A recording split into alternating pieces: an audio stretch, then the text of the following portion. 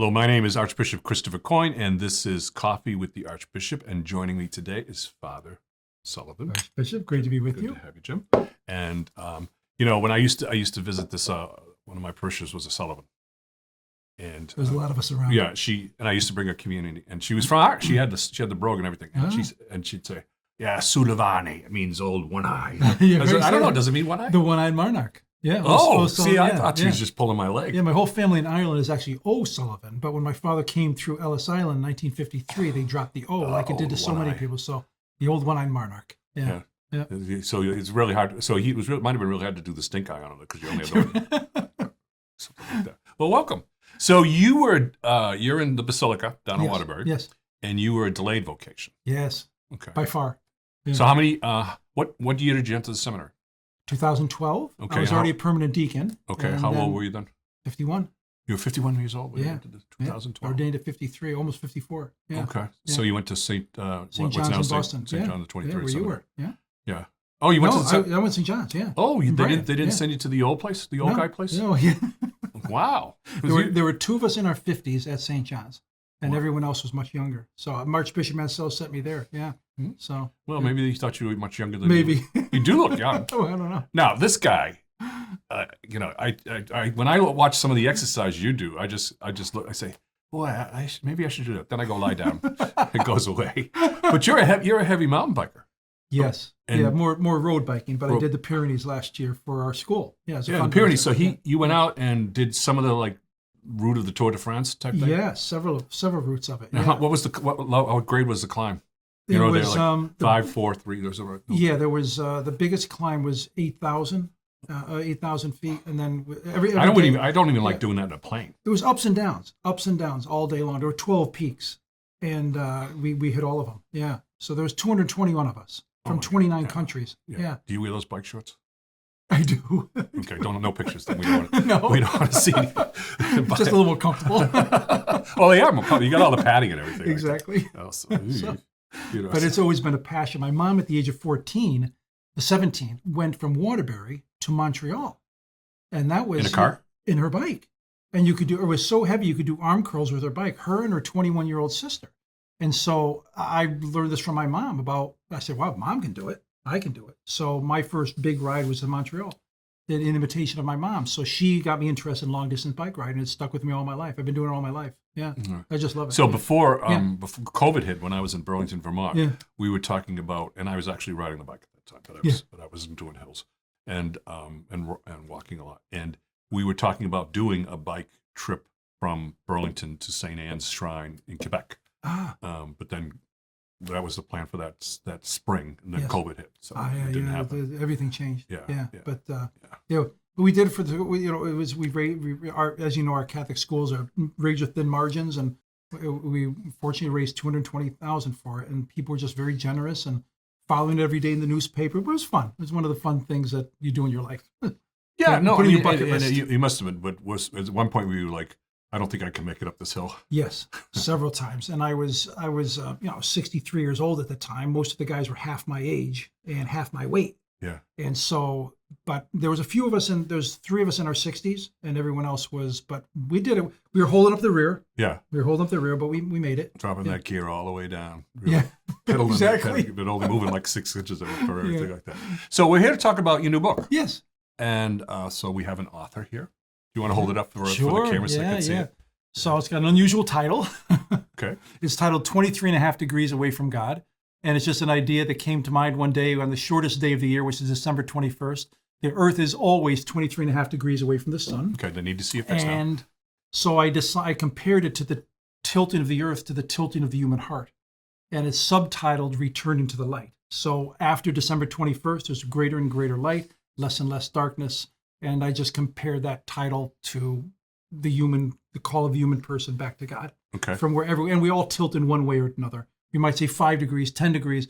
Sometimes we might be flatlined, but God always calls us in love and mercy to a closer place of intimacy. And so it's a little play on words in the title. Okay. But this is Holy Land. The picture is Holy Land in Waterbury. My brother goes up there every week to take photos. And on the back of the book is the 3 crosses on top of Holy Land. And this is Sunrise in Holy Land in Waterbury, the 56-foot cross that everyone sees from Route 84 as they go through. So anyway, I wanted to kind of keep it close to home. From the top of that mountain, by the way, you can see all of Father McGivney's life, where he was born, lived, worked in the spoon factory, went to school. So you can see Thomaston from there. Not quite Thomaston, where he died. Yeah, but and where he I mean, was I didn't laid, want to do that just to kind of throw you off. yeah, right. But he was laid to rest in Waterbury for 92 years before being moved to St. Mary's in New Haven. And so you could see the cemetery from up there. He as well. died fairly young. He died of tuberculosis. Right. Wasn't 38 years old. 38 years old. But look at all what he accomplished in 38 years. It's amazing. And here I am, 67. I'm not even a saint. Working at it. We're all. It'll take a lot of work. Yeah. All of it. So how do you, did I ask you how you take your coffee? You did? You didn't? No. No, not on camera. No, not on camera. That's right. Okay, that's one of the questions. Yes. Because now one of the things I told you is so many times I say to people, how do you take your coffee? They go, I don't drink coffee. Right. But you drink coffee. I do drink coffee. And so I have 1 cup of coffee a day. Everybody has a coffee routine. Yeah.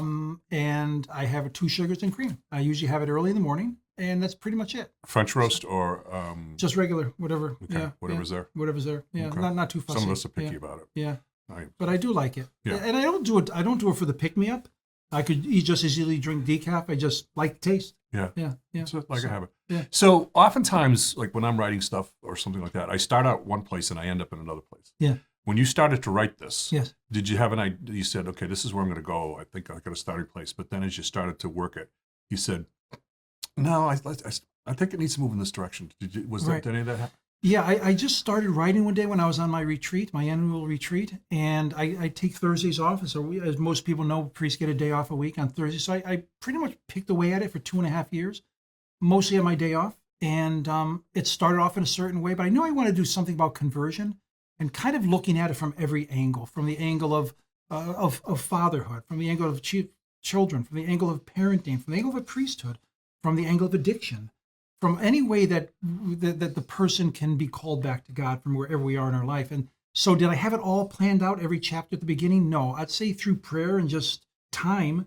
new ideas came to mind. And before you know it, you have a book. Sometimes spiritual books like this and other things, there's one particular scriptural passage that kind of becomes the refrain that plays over and over. Or was it more than, was there one particular passage, or was it a series of passages that would just come to mind, like from daily office or reading the day or something like that? Yeah, if anyone chooses to read the book, you'll notice I've got quite a few scriptural passages in there. My favorite scriptural passage is Luke 14:10, which is come up higher, come up higher. It's when the man goes into the wedding feast and takes the lowest place, and the master comes up and says, come up higher. So that's kind of the call of every human person from everywhere in our spiritual life at any time, to come to a higher place. If we love the God the same at 80 that we did at 60, that we did at 40, that we did as a teenager, I always say in the book, that would be a shame, because marriage, hopefully you love more after 50 years than you do on your wedding day. Yeah. And so the call of the human person to fall more deeply in love.